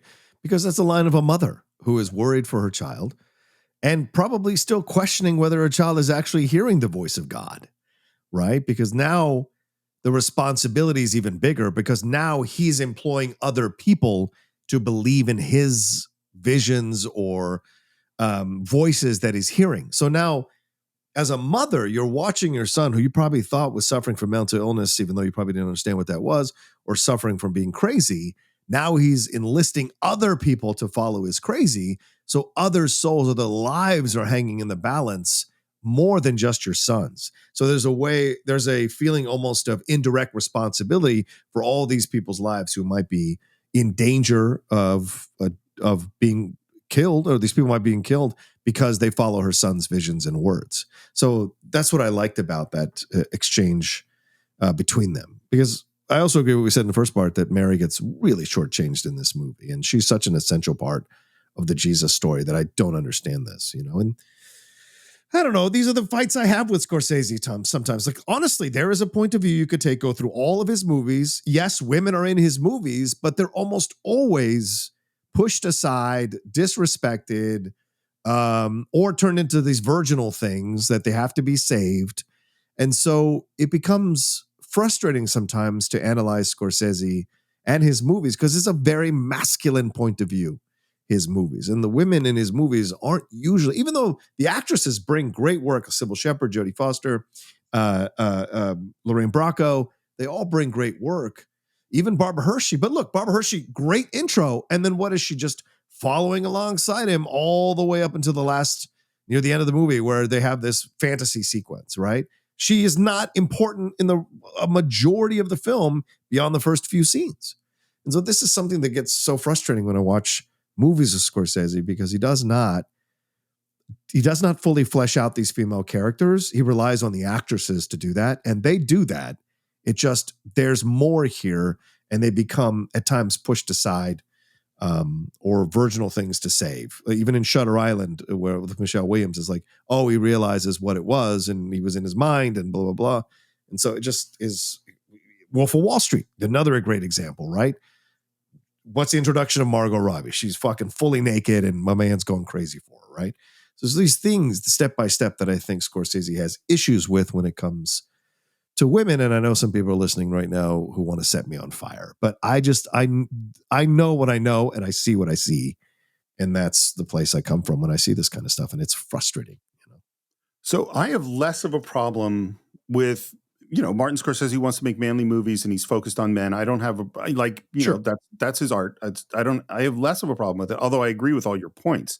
And certainly the way you characterize all these films is absolutely correct. I have more of a problem in this movie because I don't think this makes Jesus look like a jerk. Yeah, right. I mean, and I don't like this guy, and they don't resolve it, and they don't explain why he treats his mother this way. And so I just don't like it. I don't like him. I don't like how he treats her. Yeah. So we see these women screaming, and we go, and this is Lazarus's sisters who we've met before, and he asks, When was he buried? 3 days ago. Roll away the stone. This sequence is amazing. Yeah. It's funny. We obviously have criticisms for the portrayal of Jesus in the previous scenes. I have no criticisms of how they handled this scene. I think it's beautifully done. When they roll away that stone, it's obvious that it stinks. It's obvious that there is a rotting corpse in this cave. He goes forward. He steps towards the opening, and again, it looks like John Wayne at the door and the searchers. Like, just unbelievably the way it's framed of him with the blue sky behind looking in. Lazarus. In the name of the prophet, in the name of Jeremiah and my father, in the name of the most holy God, I call you here. And it is scary and it is intense. Yeah. And I love that there's like an over the shoulder of him looking into the cave, and it pushes in past him to the dark. And then a hand appears, and it scares everyone, including Jesus. And the hand, it's just perfect makeup because it's perfectly gray and perfectly slightly rotted. And the fingers touch, and Jesus takes the hand, and you think he's gonna pull Lazarus out, but then Lazarus basically pulls him in to the cave. It's really scary. Yeah, I mean, this is a great portrayal of what it might be like to raise someone from the dead. And from what we're seeing in the film, this is the first time he's doing it. So therefore, like you're saying with Batman Year One, this is him like stumbling through the experience of doing it the first time, pushing the limits of his powers, and then seeing the result of it. And it does work out in that Lazarus does come out of the cave with him and he's alive, but it's a little scary at times throughout this whole sequence.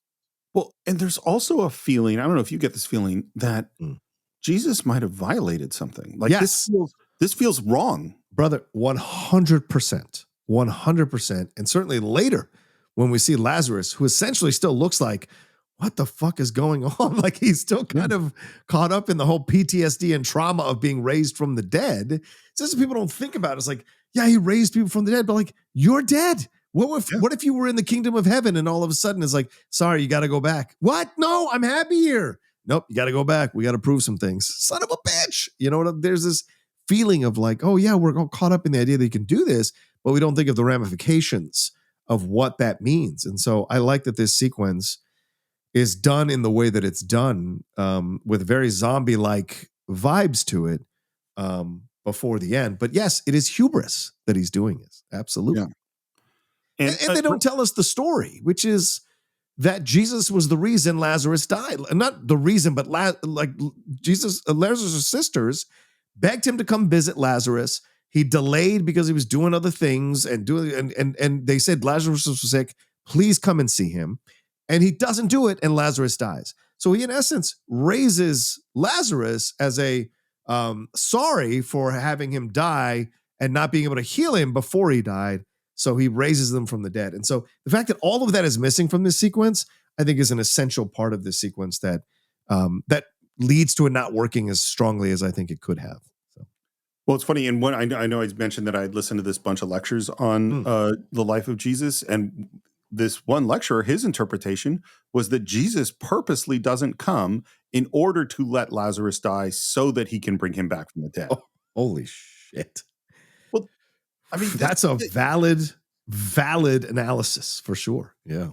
Well, there's the moment in Exodus where Pharaoh is ready to let the Hebrews go, and God hardens his heart so that he doesn't let them go so he can bring on the rest of the plagues, including the the killing of the firstborn. Yeah, man. That's, hardening Pharaoh's heart in order that you can kill all the firstborn children in Egypt. That's rough, and yeah. I agree, brother.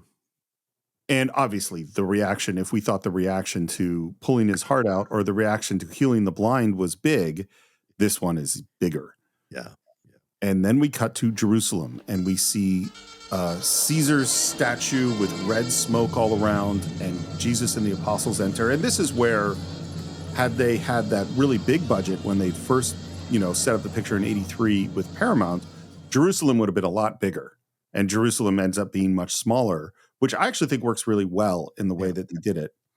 And we see the money changers, we see prostitutes, we see beggars, we see, again, the statue of Caesar over everything. We see blood pouring down this drain to the gutters with dogs drinking it. This does not seem like a pleasant spot. Yeah. How's the exchange today? Fair. At this stall, it's always fair. Making a good profit? Fair. And Jesus grabs the tray of money and tosses it and just starts wrecking stands and throwing things. I had a weird reaction to this sequence. Okay. Well, because as I said, the anti-materialist aspect to Jesus's teachings is one that I've always been drawn to, because I agree that money does not bring you happiness, and it can, the desire for wealth can rot you from the inside. I completely agree with those things. Sure. But I was like, man, because in my mind, it was the rich people he was messing with. But I was like, oh, these are just shopkeepers. They don't have a lot of money. And he's wrecking all of their businesses. And I just kind of went, why isn't somebody stopping this guy? Yeah, call the authorities. So as they're doing this, they said to Willem Dafoe, just start wrecking stuff. It's all fine. And he kind of went, wait a minute, shouldn't we choreograph this a little bit and be, I'm a little scared that there are a lot of people around. There's a lot of stuff. I'm afraid I'm going to hurt somebody. And they go, no, it's all going to be fine. Go ahead and just start wrecking stuff. So he goes for it. He goes for it like Orson Welles and Citizen Kane, wrecking Susan's room, throwing stuff all over the place. They say cut. He looks up and Michael Ballhaus, the DP, is bleeding from his head because he got hit with something. And I just suddenly went, wait, didn't Lorraine Bracco hit him with the gun in Goodfellas? Oh, right. Same DP. And I was like, this guy, it's because she gave him a helmet as a present to say, I'm sorry that I hit you with the gun. Right. Anyway, as this happens, we see slow motion shot and gold coins with Caesar's image lands on a bloody step and is picked up by one of the Pharisees. The rabbi is Nehemiah Persoff. And he starts arguing with Jesus. God doesn't need a palace. He doesn't need cypress trees or dead animals. He doesn't need shekels. You expect people to pay the tax with Roman coins. They have images of false gods on them. You want pagan gods in the temple? Which actually sounds kind of like a reasonable law to me. Yeah.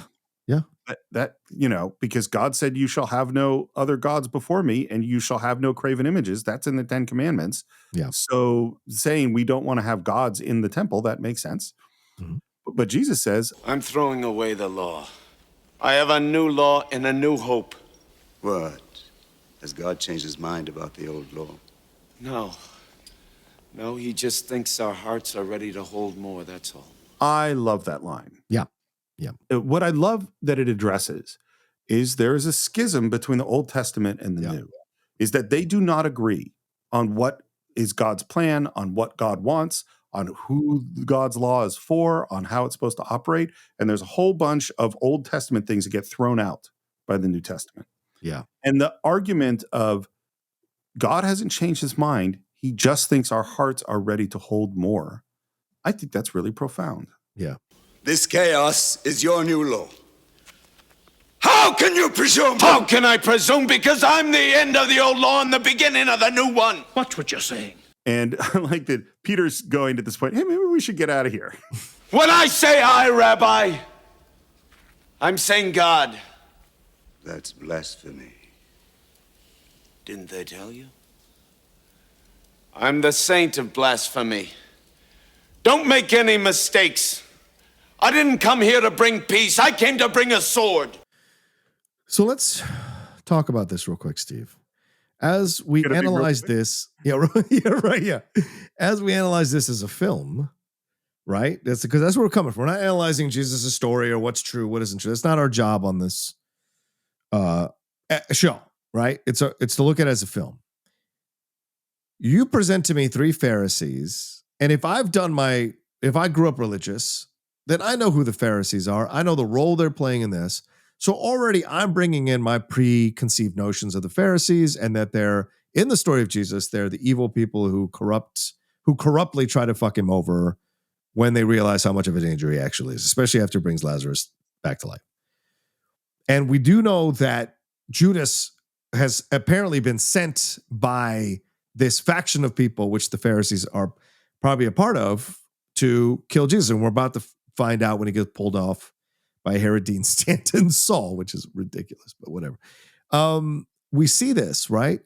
So, but nothing in the film has built up the Pharisees as this evil antagonist to Jesus. Again, the film is asking us to bring our homework into the teacher in order for the teacher to grade it. And I think that's unfair. Again, I think it's a mistake here.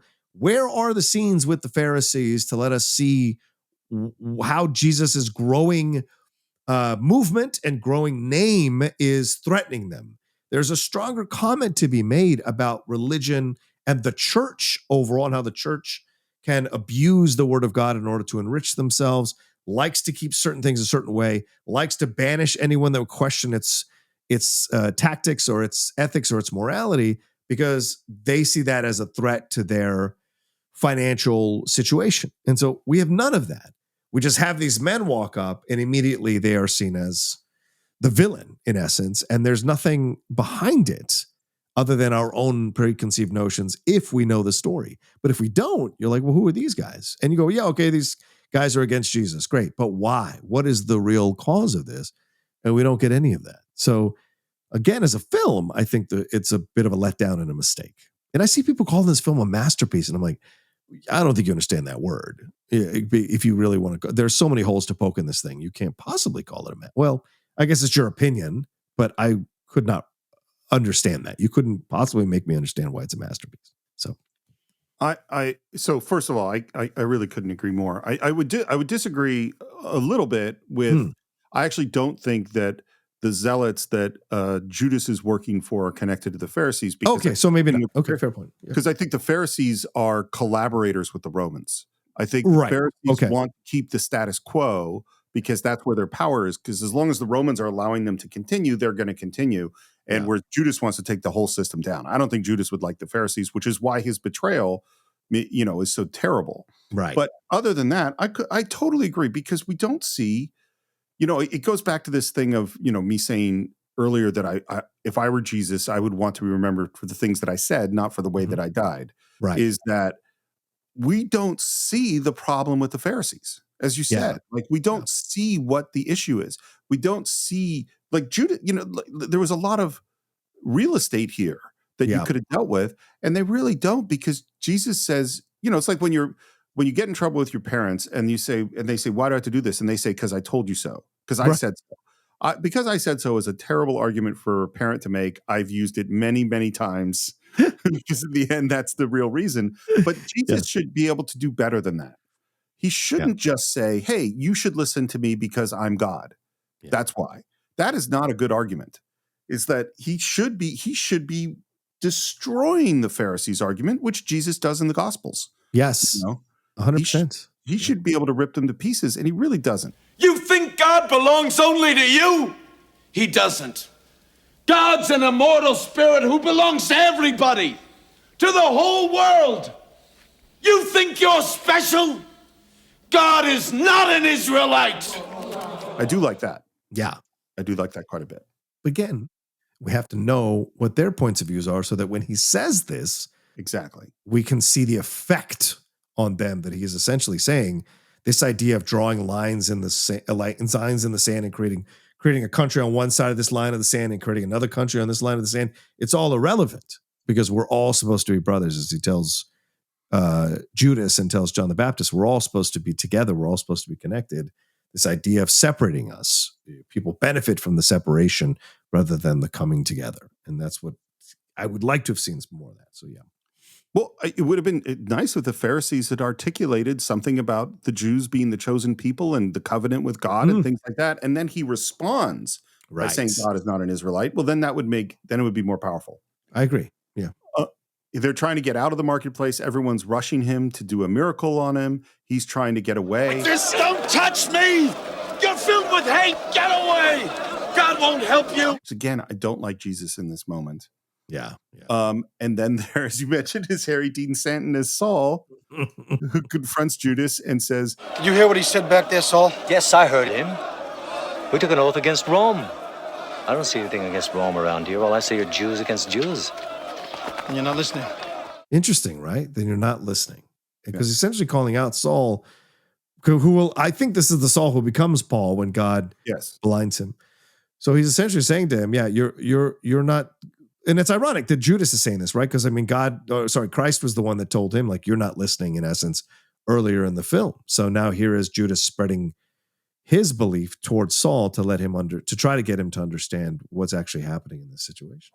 But there wasn't a moment where Jesus convinced Judas, because in this sense, because there's moments. Well, this is the thing. Judas says we got to take out the Romans first. Yeah, Jesus says no, it's about the soul. And now Judas is on his side in that same argument. Why aren't we going after the Romans? He says, you're not listening. Yeah. And it's like, did Judas see Jesus do all sorts of magic? He totally did. Yeah. And so if it's the magic that is convincing him, then I understand why he's convinced. But he didn't convince him. I wish he had convinced him with this idea of changing the soul. Right. Which he hasn't, We're back with Lazarus, who, as you said, looks a little bit not wholly there. I mean, what the crap, yeah. And there is Saul. Which is better, death or life? I was a little surprised. Wasn't that much difference. That is an interesting line. It's a sacrilegious line, right? Which is why, it's part of the reason why Lazarus does what he does here in a few seconds. Which Saul takes his hand and then pulls out a knife and kills Lazarus. And the disdain with which he just swings the blood off of his blade and walks away. Yeah. Is very clear this is not the first person that Saul has killed. Right. And by the way, there's a lot of conflicting stories of how Lazarus passed away again. Some said he became the mayor of another town and was killed by the Romans. He does obviously die a second time, but this is one of the stories. So there's like 3 or 4 stories, if you study the history of Lazarus, of how he died again. If he was ever raised from the dead, of course, if you believe that. So this is an interesting decision to make here. And now it becomes a movie, right? This is the moment where it becomes a movie, Steve, where you've got the dono, the evil guy people like killing off everybody who could tell the story of Jesus. This is essentially Jimmy Conway killing everybody who knows about the Lufthansa heist, essentially, so that they don't get to him, right? And so the Pharisees essentially are like Jimmy Conway, killing off everybody, trying to stop the word of Jesus spreading to everybody because they want to keep it all for themselves, the worship and the money. And that's what we hear Judas talking about, of why Lazarus was killed. And it's nighttime. We're sitting with Jesus again. And Jesus says, Judas, my brother, there's something to tell you. I have a terrible secret from God. Last night, Isaiah came to me. And we see Isaiah, the prophet, come to him. He's in this very ritualistic outfit, and the actor playing Isaiah is Martin Scorsese. Oh. I don't like Scorsese putting himself in this movie. It's not that it was that recognizable that he was Isaiah, but it's it's Martin Scorsese in the back of the taxi cab and Taxi Driver talking about horrible violence, I think is an amazing use of him. I don't understand why he's in this movie. Yeah, I agree. Same reason I don't understand why he's in Killers of the Flower Moon. Yeah. There's so many of his appearances in his own films do not work for me, but I agree the Taxi Driver one did work. Yeah. Oh, it's great and disturbing and upsetting.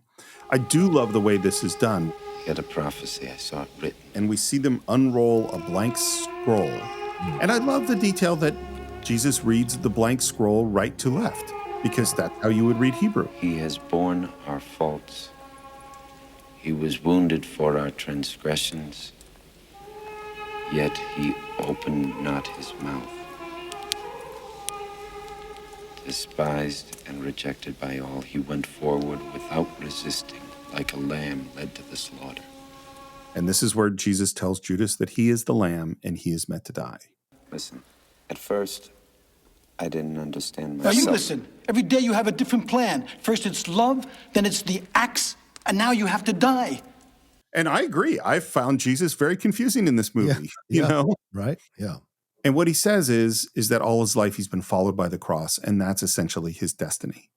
And after you die on the cross, what happens then? I come back to judge the living and the dead. And from there, we cut to yet another scene where Scorsese does not make the apostles look good, because now they're just talking about what are they going to get after Jesus creates this new world order. First, I'd like more sheep. You know, my other sheep, I don't even know where they are now. This time I want a large herd, and I'll get other shepherds to take care of them. So he's lazy and greedy. Yeah. Thomas is scared of being crucified. They're all sort of angling for what it is they want, and none of them seem impressive in any way. Master, I've been talking with the others and listening, and some of them wanted me to ask you, will there be angels that'll meet us? Or anyone besides who's here? Which is essentially, dude, we're walking back into Jerusalem. They don't like us there. We're going to get our asses kicked. Like, what's going to happen? But this is again, and I'm going to highlight this throughout the whole conversation of this movie. Again, Peter going like, hey, are there going to be angels? Are we going to get 77 virgins? Like, what are we getting here? Like, to me, I just was so frustrated yet again of turning Peter into this. Like, I get it. You wanted to give Judas a little more spotlight, but it's like people say, you don't have to tear something else down to build another thing up. And I think there was a way to make Peter a much more essential part of this story and make Judas an essential part of the story as well. I just don't understand the desire to. Feels very personal from Schrader and Scorsese that they wanted to like fuck Peter over for some reason, man. Because him going up and go, Master, are we going to get angels? Are we going to get these things? It's like, what the fuck? I just find it frustrating when I watch these moments. I agree. And part of it, it's like one of the reasons that The West Wing is one of my favorite TV shows is even though it is a liberal show, when they have conservatives come on, they kick ass, mm-hmm. And they're well written and they make you really think about those positions.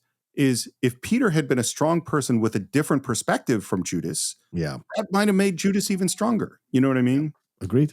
100%. And again, this is, and I know we're criticizing this movie a lot at this point, but like we go back into the temple, we go back into where the money changers are and all that, and it feels like the same, like we just did this to me. Yeah. Yeah, I do like him coming in on the donkey and looking. There's a very kind of biblical image of that. And he once again starts breaking up the stalls. And again, nobody stops him and says, hey, don't do that. Lord, I hope this is what you want. Let me die here. Please let it happen fast while I have the strength. And he gets sort of to the front, near where the statue of Caesar is. And again, he's begging God to let him die here. Please, I'm waiting too. Give me an axe, not the cross. Let me die like this. And he looks down at his hands and blood begins to flow from his palm. Yeah, the stigmata. Yeah. And everyone sees it, especially Judas. And he calls to Judas to help him. And Jesus leans on Judas for his strength as they leave.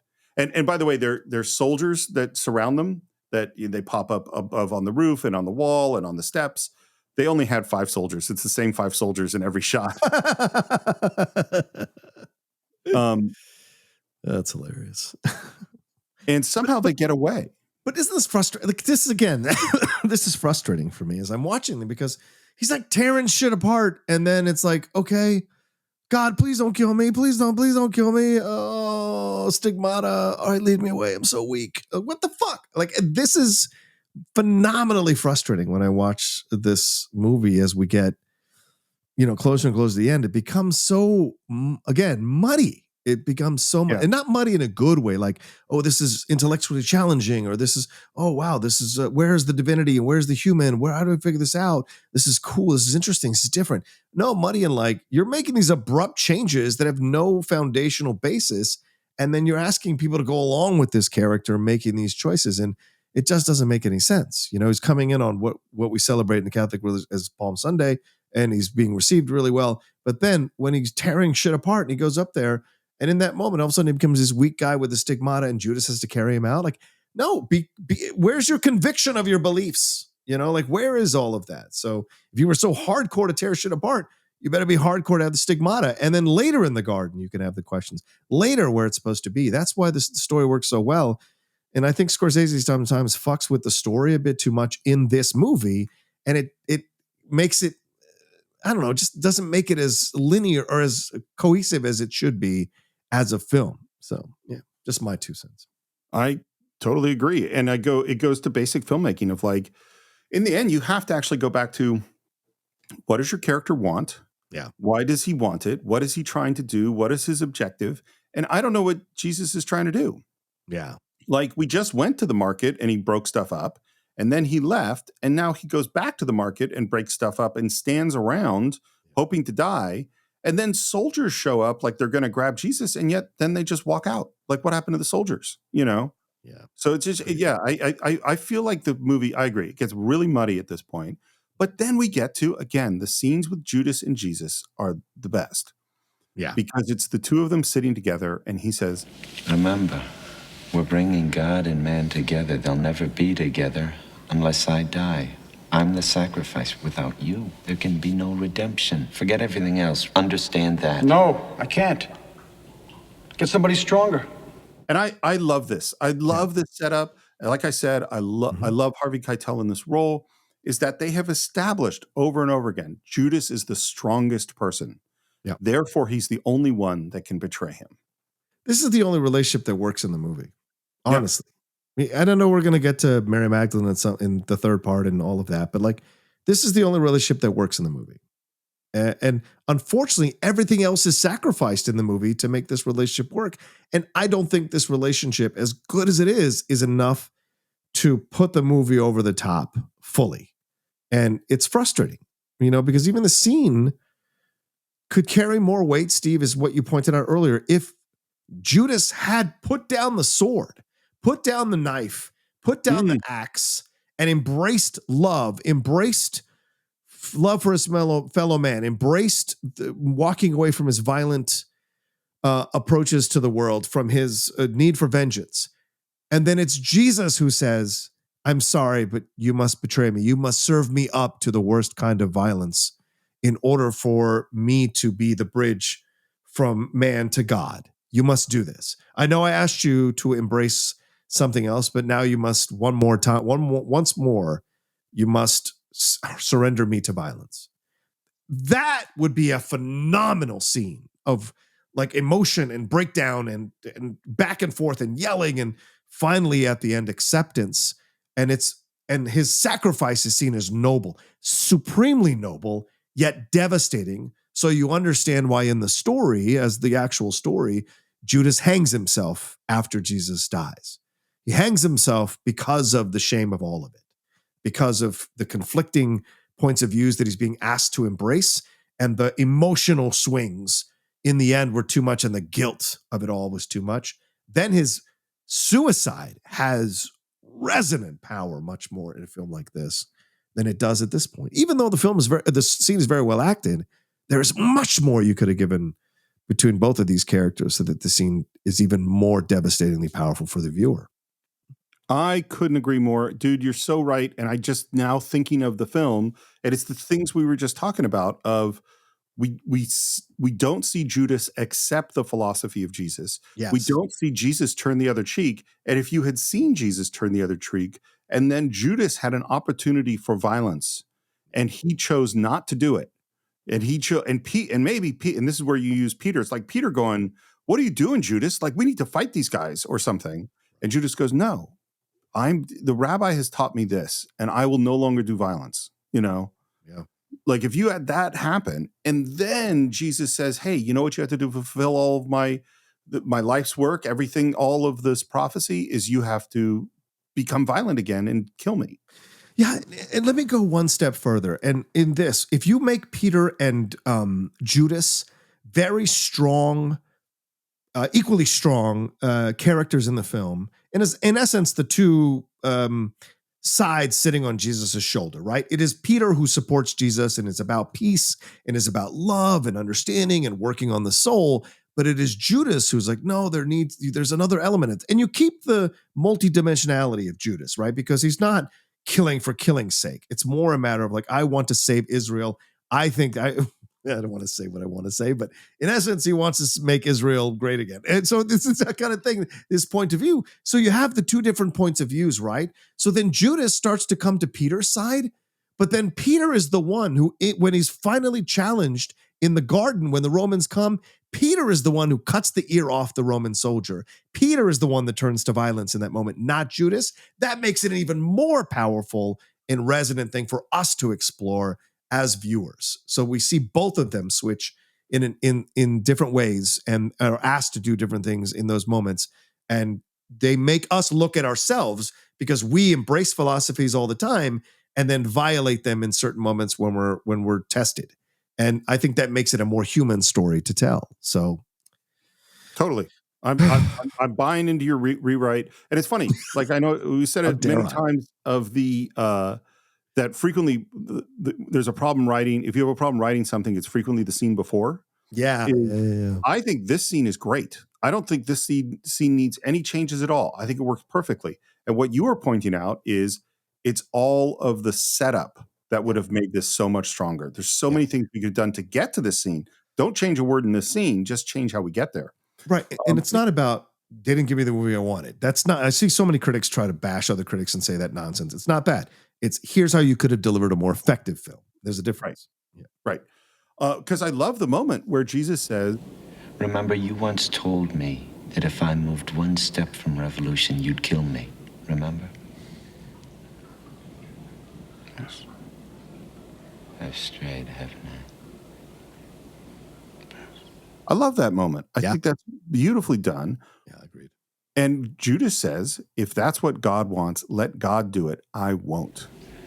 You can't leave me. You have to give me strength. If you were me, could you betray your master? No. The Son of God, the Messiah, does not have the strength that Judas has to have in order to betray the Son of God. That's why God gave me the easier job. To be crucified. And then Harvey Keitel, who's out of focus, by the way, with Jesus in focus behind him, just starts to sob, puts his hand to his face. He's so good. And I was so moved by this moment. This is why I say, I think this is my favorite Harvey Keitel performance. I agree with you, brother. It's really powerful. Yeah. And Judas, after gathering himself and essentially accepting this horrible, horrible thing he's going to have to do, says, what about the others? He says, I'll tell them tonight. And the shofar is blown, and then we see so much dead animals and blood and cut up meat and blood and bowls. And the reality is animal sacrifice was a huge part of Judaism in this era. Yeah. And, the Last Supper is a Passover, it's Seder. And one of the, things of the Seder is putting lamb's blood in the story of Exodus on the doors of all the Jewish houses to protect them from the angel of death that was coming. So the idea of sacrifice and of the lamb is critical to the Passover ceremony. Take this bread. Share it together. This bread is my body. I love the bread and the wine and the way it's handled in this Last Supper. I think it's done beautifully. The shot of them passing bread to each person around this circle and each of their faces and their hands as they break a piece off and pass it on. Beautifully done. Now drink this wine. Pass the cup. And what's so interesting to me is he uses a totally different technique to pass the wine around than he did to pass the bread around. This wine is my blood. So the wine, it sort of cuts into each person as they get the cup. Yeah.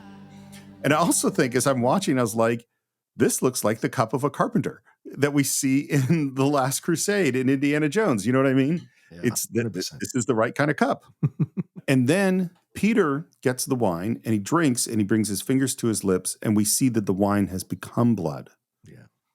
Which reminds me of the apple that had blood when Jesus bit it before. Like there feels like a connection there. And then he looks to Judas, gets up. We're not finished. Let him go. All of you. I want to tell you something. I'm really surprised that that Scorsese chooses to cut out of the scene and doesn't show Jesus saying, this is what's going to happen, and Peter, you're going to deny me 3 times, and all those things. He didn't say that. I wanted to see that, Yeah. Well, again, he's relying on you to do the homework. Yeah. And I think that's such a mistake. Yeah, because I think the moment of Jesus telling his apostles what's about to happen is really important. Yeah. To me. 100%. But again, he can do that because he spent almost no time building up the apostles. So cutting away from them, the audience kind of goes along with it because, well, we haven't really cared about these guys, so I'm cool with it, right? And so that's an unfortunate truth because there is so much here that is important with the apostles through the crucifixion of Jesus. Jesus and the apostles walk into this garden, which is Gethsemane, and he goes a little bit away from them and he kneels down. And now he's really starting to, I guess, freak out, Yeah. By the way, Paul Schrader, when he wrote this monologue, he basically felt that this was almost unplayable. Like that it was beyond the ability of an actor, and was really impressed that Willem Dafoe, you got to go full on when you have a scene like this, Yeah.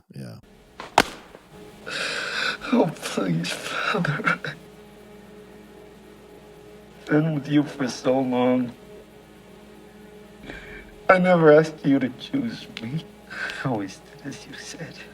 I think Willem Dafoe's great in this scene. Yeah. He plays the scene so well, man. Yeah. Do I have to die? Is there any other way? You're offering me a cup, and I don't want to drink what's in it. Please, take it away. Please stop. Please. I think this totally works. I think the movie is 100% working at this moment. Yeah, I agree with you 100%. And I think this is, again, very reflective, obviously, of what happens in the story that we've been taught as people who follow the Gospels. And this moment is so essential to the Jesus story that he, let this cup pass over me. Let me die in another way. I don't want to go out this way. Crucifixion is so horrible. And I think it works also, Steve, because we have seen him build crucifixes. So he knows what he's in essence going to experience next. He has been there. He's had the blood of men spray on his face, as we saw in the opening scenes of the movie. So he knows where he's headed to. But I also think, as I'm watching, it struck me this time around, this was always going to be the end of this Jesus in this story that Scorsese is telling based on that book. Because this Jesus must pay for his sins of creating crucifixes. Because what he says is not 100% true when he's talking to God. I always heard your word. I followed you. Yeah. I listened to you. I did. No. A majority of the time you spent rejecting his word, rejecting what he wanted, rejecting following his path, and you built crucifixes. You beat yourself up. You whipped yourself so that you wouldn't have to hear the word of God. So this is a lie in a way that he's telling himself and telling God that I did what you wanted me to do. And I was, please let this pass over me. But the truth is, no, you didn't. You resisted and you didn't follow and you didn't go along with it and you didn't adhere to my word. And just like he does in the Old Testament with Moses, right? According to the Bible that I've grown up with, he does not allow Moses to go into the promised land because Moses rejected him initially. And so the same thing happens here. Jesus cannot have the cup pass over him. He must pay the price for the crucifixes that he built for other men to hang who were possibly following the word of God. And now he must pay this price as well. So I think there is some real resonance in that. And so when you say the scene works, I think it works as well. And this is another one of the big reasons why it does work. You know what I hadn't thought about exactly until you were just speaking, but one of the big differences between the traditional way of seeing Jesus and Kazantzakis' and Scorsese's way of seeing Jesus is the traditional way is he is the lamb led to slaughter. Yes. He is the innocent, that Jesus is pure, completely pure top to bottom. And so the fact that he dies this horrible death of torture is this huge sacrifice because he doesn't deserve it. Right. And in this version, Jesus is a sinner. You know, he has lust in his heart. He made crosses. He collaborated with the Romans. He resisted and resisted and resisted the word of God. He is not the pure person going to slaughter in that same way. You know, he's more like a human. And just like a human would, he lies to get out of the situation, right? I did everything he said, I'm sure, you've had this experience with people, Steve, friends or whatever, like, oh, no, I did everything you said. Or maybe you said the same thing to your parents when you're trying to avoid a beating. Oh, sure. You were like, no, I did it. It was them. It wasn't me, but that's the game, Yeah. And then there's this really fascinating moment, and because he said, "Take this cup away from me," and then there is one of his disciples in front of him, and he looks, and that disciple is also asleep. So it's obviously a spirit who has brought him his drink, hands it to him, and then comes behind him and holds him as Jesus takes the cup. All right. Just please give me the strength. And he drinks. He wakes up the disciples who couldn't stay awake for just an hour, which is always, like, oh, the disciples. And they apologize, and he says, it doesn't matter. It's too late because Judas is there with the soldiers. Yeah.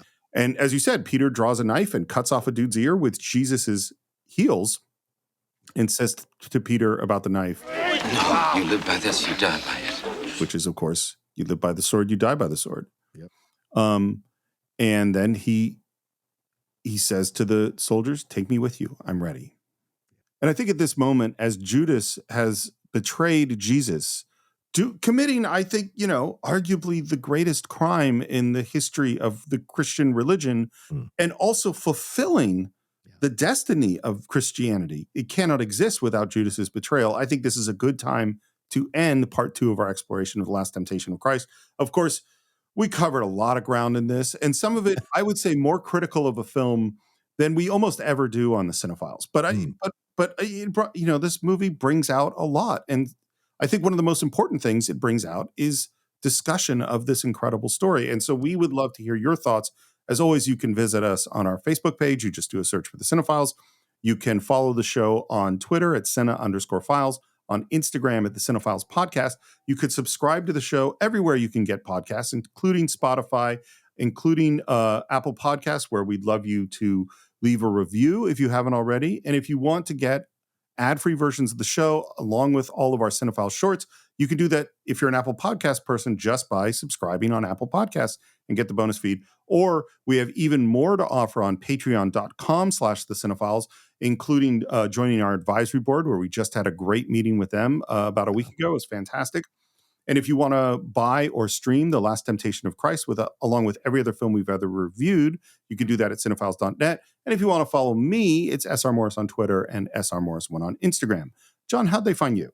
You can always follow me at The Rocha Says on Twitter, Instagram, and TikTok, The Outlaw Nation on Twitch, my YouTube channel, youtube.com/John Rocha Says, and my other podcasts, the Geek Buddies and the Hot Mic, that are out there for you all to subscribe to as separate podcast feeds, along with the Outlaw Nation Podcast Network, which is its own network. So thank you all so much.